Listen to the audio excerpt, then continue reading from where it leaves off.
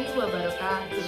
Perkenalkan, nama saya Miranda, NIM 190141754. Saya dari kelas 3F Prodi PGSD. Di sini saya akan menjelaskan tentang ujian akhir semester mata kuliah, materi dan pembelajaran IPS. Baiklah, langsung saja ke topiknya. Di sini saya mengambil 2 KD pada anak SD sekolah dasar kelas 5 SD. KD yang pertama menganalisis bentuk-bentuk interaksi manusia dengan lingkungan dan pengaruhnya terhadap pembangunan sosial, budaya, dan ekonomi masyarakat Indonesia. Yang kedua, menyelenggarakan kegiatan yang mendukung keragaman sosial budaya masyarakat. Dengan indikator yang pertama, mencari bentuk-bentuk interaksi manusia dengan lingkungan. Yang kedua, membuat laporan tentang interaksi manusia dan materi pembahasan adalah kita membahas tentang interaksi sosial manusia. Yang pertama, kita membahas tentang contoh-contoh interaksi manusia dengan lingkungan. Yang kedua, kita membahas tentang keragaman yang ada dalam masyarakat. Dari pembahasan yang pertama yaitu interaksi manusia dengan lingkungan sekitar. Lingkungan adalah ruang yang ditempati oleh makhluk hidup dan benda tidak hidup atau benda mati. Kehidupan manusia tidak dapat dipisahkan dari lingkungannya, baik lingkungan alam maupun lingkungan sosial. Manusia tidak dapat hidup sendiri. Untuk memenuhi keperluan hidupnya, manusia pasti memerlukan orang lain. Secara kodratnya, manusia akan berinteraksi baik secara individu maupun dengan kelompok. Interaksi itu dinamakan interaksi sosial penting dilakukan oleh setiap individu karena melakukan interaksi sosial, individu dapat mencukupi semua keperluan hidupnya. Contohnya, saat kamu makan nasi, itu merupakan suatu kebutuhan hidup setiap individu. Selain untuk memenuhi keperluan hidup, interaksi juga merupakan sarana untuk mencapai suatu tujuan kebersamaan. Dalam berinteraksi sosial, tidak selamanya mengarah kepada kebersamaan atau persatuan saja. Oleh karena itu, interaksi sosial dapat dibedakan menjadi 2. Yang pertama, interaksi sosial yang mengarah kepada persatuan. Yang kedua, interaksi sosial yang mengarah kepada perpecahan.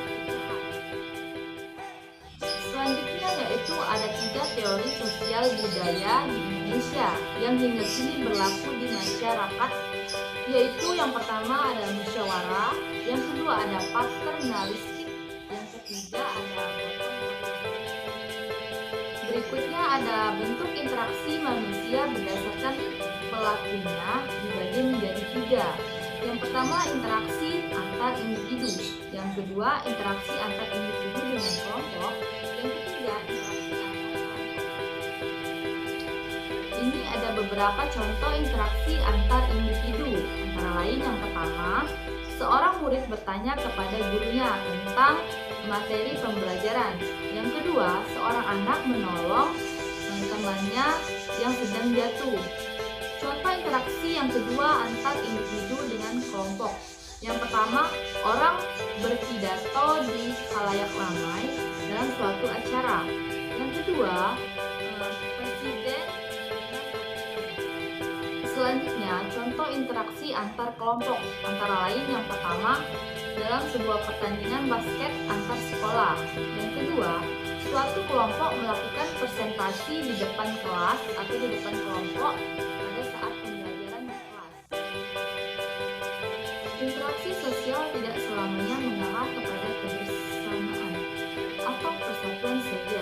Oleh karena itu, interaksi sosial dibedakan menjadi 2. Yang pertama, interaksi sosial yang mengarah kepada persatuan.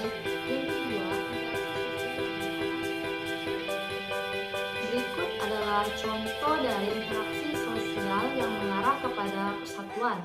Antara lain, yang pertama, murid-murid bergotong royong membersihkan lingkungan sekolahnya. Yang kedua, murid-murid mengadakan suatu musyawarah untuk pelaksanaan suatu pemilihan ketua kelas di dari interaksi sosial yang mengarah kepada perpecahan. Yang pertama, saling mengejek satu sama lain. Yang kedua, saling tawuran antar. Jadi, kita sebagai generasi muda harus menghindari interaksi sosial yang mengarah kepada perpecahan. Dan kita harus memahami yang namanya pepatah yang berbunyi, bersatu kita teguh, bercerai kita runtuh. Selanjutnya yaitu aktivitas masyarakat dalam pembangunan sosial budaya. Interaksi sosial merupakan aktivitas atau tampak ketika antar individu ataupun kelompok-kelompok manusia saling berhubungan. Bentuk interaksi sosial dapat berupa kerjasama, persaingan, dan pertentangan. Lanjut, kerjasama dan mufakat merupakan warisan budaya masyarakat Indonesia. Warisan budaya inilah yang harus dipertahankan dan ditingkatkan. Budaya dan sosial bangsa Indonesia juga perlu diperhatikan dan juga harus ditingkatkan. Selanjutnya, budaya dan sosial bangsa Indonesia yang perlu ditingkatkan dan dipertahankan diantaranya yang pertama, membiasakan musyawarah mufakat dalam mengambil suatu keputusan bersama. Yang kedua, membiasakan tolong-menolong antar warga masyarakat. Yang ketiga, ikut serta dalam kegiatan bakti atau gotong royong dalam suatu masyarakat. Yang keempat, menjaga interaksi yang baik antar warga masyarakat. Yang kelima, membiasakan interaksi yang mengarah kepada persatuan. Yang keenam, menghindari interaksi yang mengarah kepada perpecahan. Adapun bentuk dari interaksi sosial antar individu di lingkungan keluarga. Yang pertama, seorang anak membantu ibunya menyiapkan sarapan. Yang kedua, anak membantu ayah membersihkan halaman rumahnya. Dan yang ketiga, seorang kakak membantu adiknya dalam membersihkan. Selanjutnya, laporan interaksi manusia dengan lingkungan alam sekitar. Dalam KD kedua ini, saya memberikan sebuah contoh laporan interaksi manusia dengan lingkungan sekitarnya. Dan saya mengambil sebuah cerita, yaitu tentang mengenal tumbuhan wortel. Seperti kita ketahui, sayuran termasuk ke dalam daftar makanan yang harus dikonsumsi setiap hari. Seperti halnya buah-buahan juga. Sayuran menyuplai serat yang sangat dibutuhkan oleh tubuh untuk memperlancar suatu proses pencernaan pada manusia. Salah satu contoh sayuran yang bermanfaat adalah wortel. Wortel baik untuk kesehatan mata karena wortel juga memiliki vitamin A dan beta karotin yang tinggi. Lalu, seperti apakah kegiatan petani wortel yang berinteraksi dengan tanaman yang berkhasiat ini? Suwardana adalah salah satu petani wortel di desanya, yaitu di Kabupaten Tabanan, Bali, yang membudidayakan wortel jenis lokal.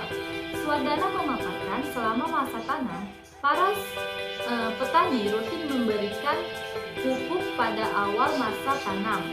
Menurut pemberian pupuk ini adalah masa di mana tanaman sangat berpengaruh pada perkembangan awalnya, dan pupuk ini yang digunakan adalah pupuk.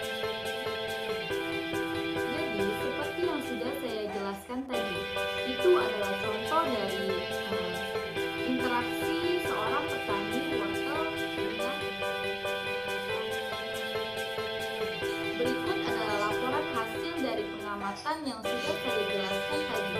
Yang pertama ada judul laporan. Laporan ini berjudul tentang laporan pengamatan bacaan mengenal tumbuhan wortel. Yang kedua, tujuan laporan. Laporan ini bertujuan untuk mengetahui manfaat tumbuhan wortel. Dan yang ketiga, hasil pengamatan. Hasil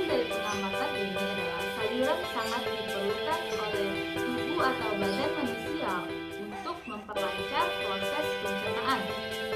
Wortel baik sekali untuk kesehatan mata dan memiliki vitamin A dan beta karotin yang tinggi. Kesimpulan dari laporan ini adalah wortel merupakan sayuran yang diharapkan oleh tubuh manusia untuk